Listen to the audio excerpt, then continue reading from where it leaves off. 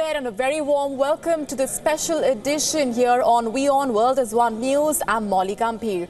It is a multi-pronged crackdown on terror from the online world right to classrooms. Social media giants now have a new weapon to tackle terrorist propaganda flooding their platforms.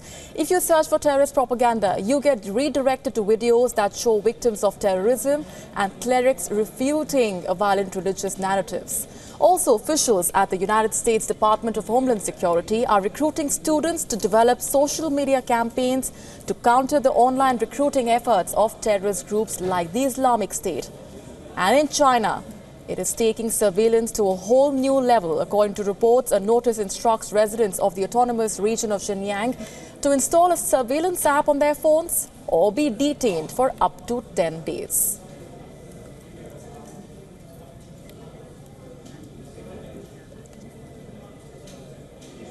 Let's get you more on our first focus. Tech companies like Facebook, Twitter and Microsoft have been working aggressively to remove extremist content from their platforms.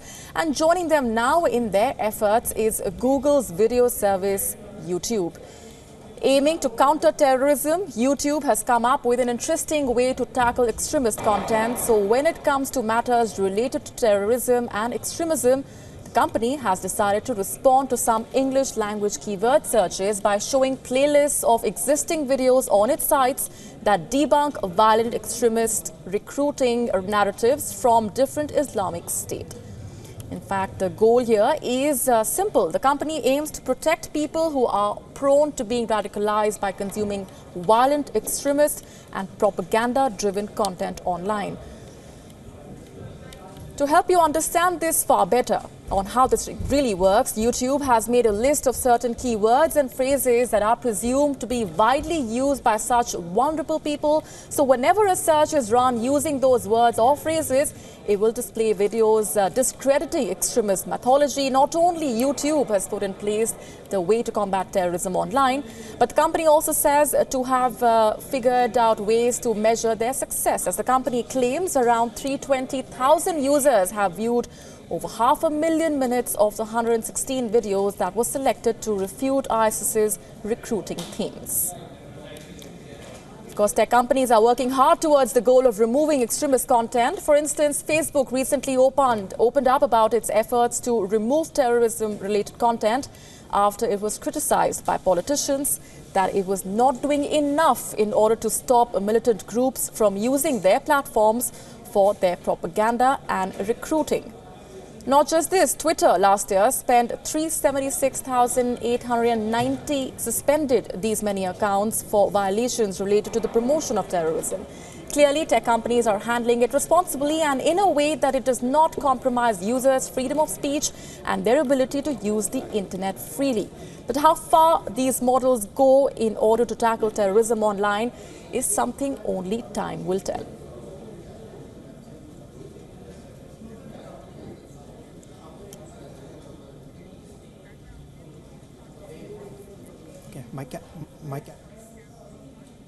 Let's go straight across first and foremost to my colleague and correspondent Ankit Tuteja, who's joining us here in WION Studios. For more on that, Ankit, break it down for us. What is this online terror crackdown all about? Well, when we talk about terrorism, we have government agencies, we have local groups, we have NGOs, we have a lot of other agencies and groups who are actually working on this front. But given that today we live in an age where we spend most of our time on social media, we spend our time consuming video content, it becomes really important to handle such an issue on the online medium as well. And therefore, it becomes really important to remove such content from Facebook, Twitter and other such platforms so that no such propaganda-driven content is served to the audience or other potential people who are vulnerable to the system right now. So for example, to understand, Facebook and Twitter have done a couple of things in the past to crack down on potential risk when it comes to terrorism and extremist content.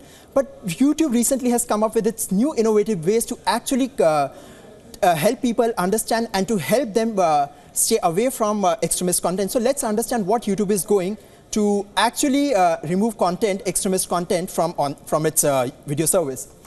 YouTube's 4-step guide to fight terrorism, improving technology to identify extremist videos. You know, it becomes really important at times to understand what are the videos which are actually promoting extremism and what are the videos which are simply just plain reports. For example, if a news publication is reporting about online terrorism, it's just a plain news report. It's not a propaganda-driven video. But then there are videos which are actually propagating extremism. So the company is actually improving its technology to distinguish between what are the videos that need to be taken down and what are the videos that can stay on the online service. Increasing the number of independent experts.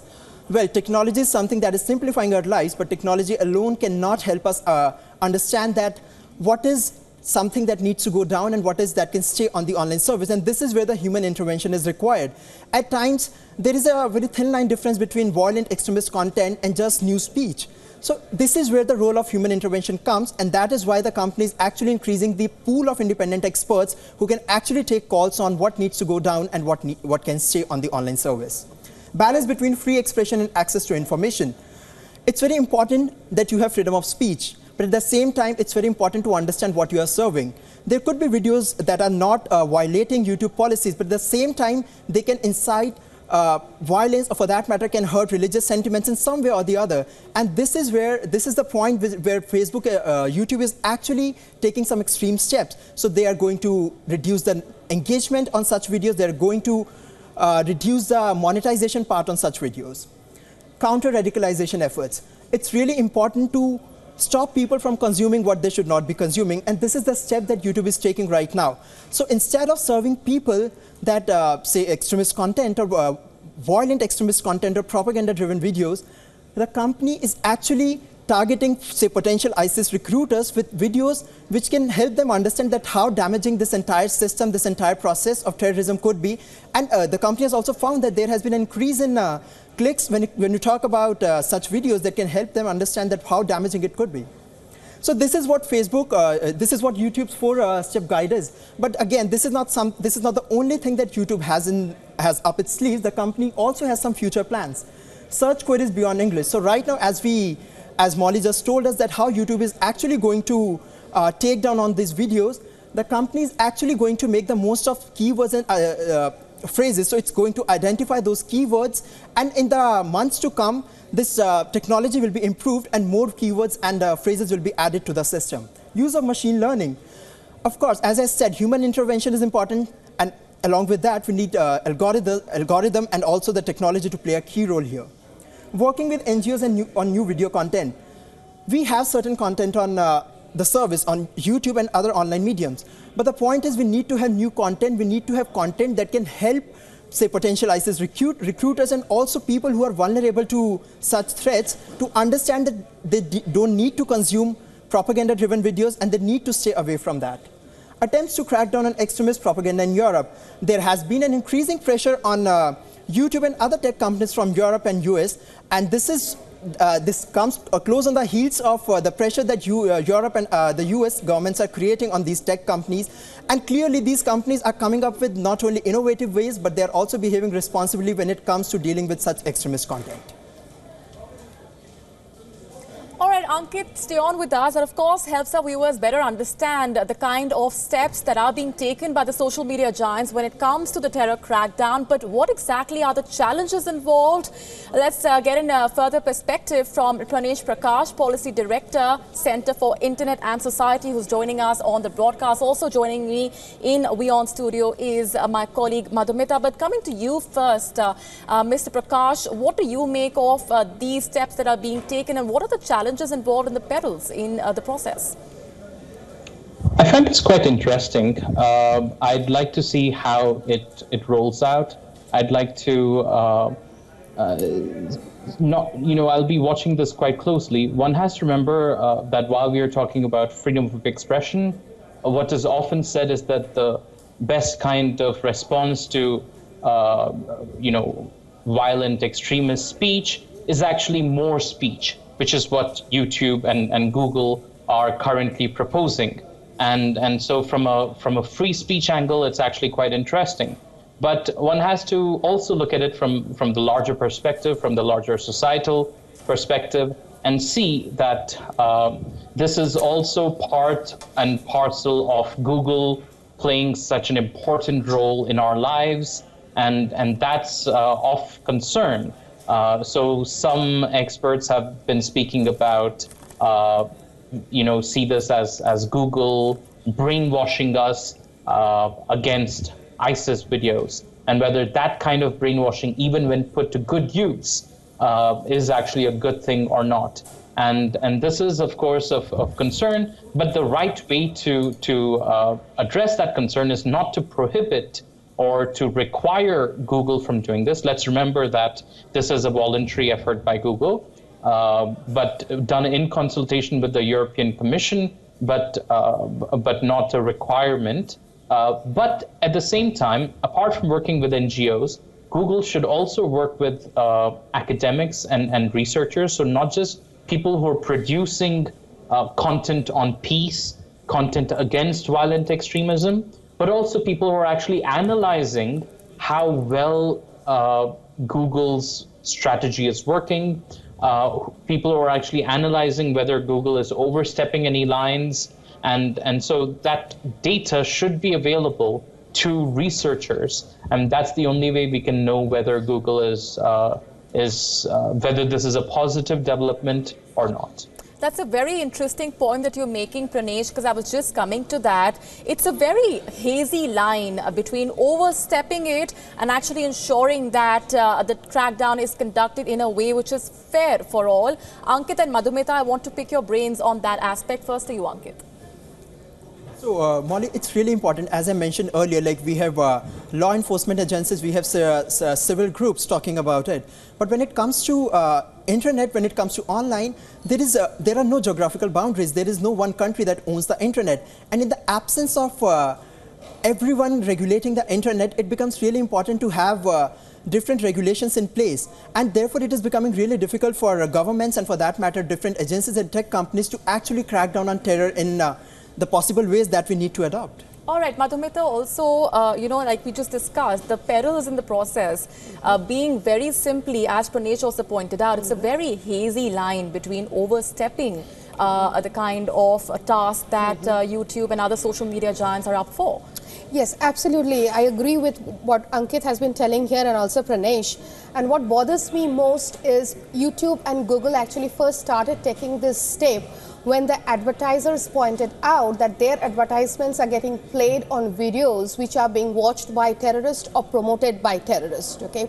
So it was partly economic decision on part of Google and YouTube and not purely like a democratic concerns that driven YouTube or Google to take this stance. And in danger of situations like this, when it is wholly driven by economic reasons, democratic rights and free speech rights do get curtailed. So there is a big concern out there, definitely. All right, stay with us, please. Pranesh, Ankit and Madhumita. Let's also get in the other aspect that we highlighted right in the beginning. Now, we've already seen how tech companies are gearing up to stop terrorism from spreading online. But it's just not tech giants who've innovated ways, in fact, have come up with these innovative ways up their sleeves. The US government has also now gone a step ahead to tackle cyber terrorism. As terrorist recruiting organizations are using the internet to motivate the youth, the Department of Homeland Security now is resorting to a new competition in order to fight terrorism. The initiative is called Peer-to-Peer, Challenging Extremism, and has been designed for students. The teams are expected to create social media tools that will help to counter the online propaganda campaigns of the terrorist organizations. Inspired by the success of the competition in the US, other countries all over the globe now have picked up the initiative to involve youths to create a counter narrative to terror. My colleague Madhumita is here with all the details. Madhumita, tell us what this peer-to-peer exercise is all about. It's very interesting and also intriguing and also dangerous in a way, the kind of online mechanism that's now spreading to classrooms in order to crack down on terror, recruiting students. Okay.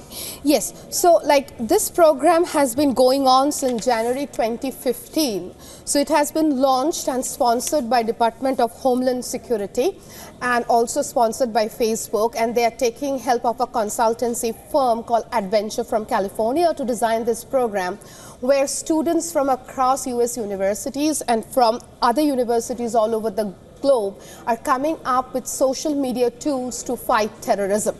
So for a very long time, this had been all about raising awareness and targeting people who match the profile or the silent majority, as they say, who could fall in the trap of terrorism, and the social media campaign was to make sure they do not fall in that trap. Okay, so these are like disgruntled youth with little economic power. So like they were trying to debunk the myth of terrorism, that this is not going to be the solution. But since last year, the whole thing has become very specifically targeted. It has gone beyond social media campaign.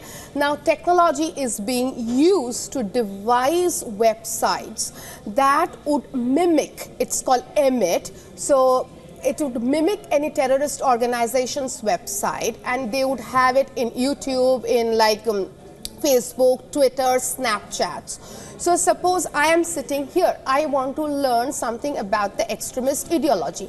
I search few words and that would land me to some extremist websites. But be careful, that extremist websites may not be an original, it could very highly be a mimicry of an extremist website. So when I start listening to all those like extremist slogans and some narratives about extremism, suddenly what happens is the screen drops. And this is the program designed by students of Norwich University. Right. So this group come forwards explaining why it is wrong. Pranesh, it's also kind of dangerous, to say the least, how students are being actually tasked with the idea of creating these models to tackle online recruiting efforts. Your thoughts on how challenging, to say the least, this will be? Because as Madhumita just pointed out, this is an exercise which is not just restricted to the United States, it's also being replicated across the world. So for me, the thing of great concern here isn't that students are doing this. I think students working towards peace is a great thing, something the world needs more of. What's of concern to me here is the way the State Department in the US is leading this, which at the same time is funding certain people who they are calling freedom fighters in Syria, is actually arming the governments who are bombing Yemen.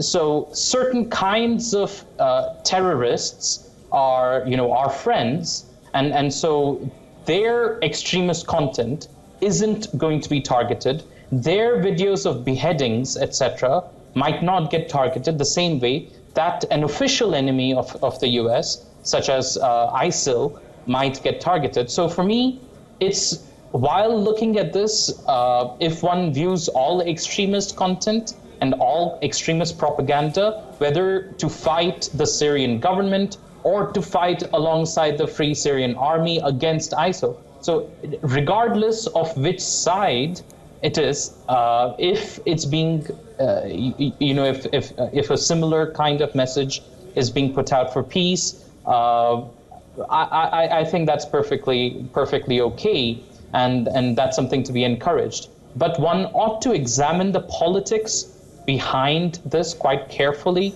and not take these initiatives just at face value. And I'd urge a little bit of caution as well in our support for these programs. And while they might all in all turn out to be good things, we also should examine them more carefully to see who actually is being targeted. Is it actually one-sided propaganda that is coming out of this, or is it actually all kinds of extremist content that is being targeted?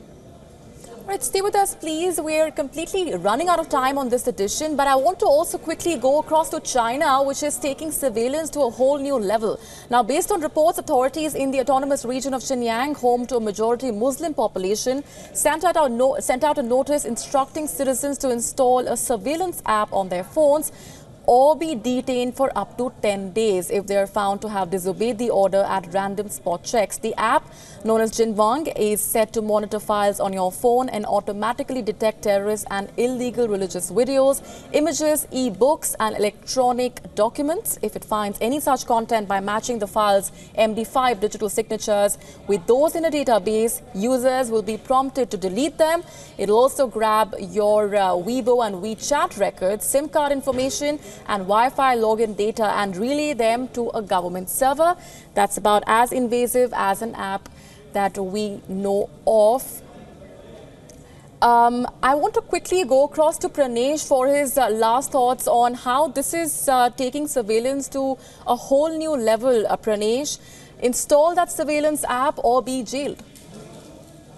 Absolutely. This is something that is unprecedented, unheard of, really, the depths to which this is going. But let's not forget that that Indian lawmakers are no less capable when it comes to their ambitions. For instance, in 2008, there was a notification sent out by the Department of Telecom that requires each and every user of Wi-Fi, of a Wi-Fi access spot, to register that with the ISP, and it would be deemed illegal unless it was registered. I'm pretty sure every single one of us, myself, all your viewers, are actually in contravention of this, even though it's actually there in many ISPs' contracts. What you sign, it requires you to register, but it isn't. And that, again, is a surveillance system.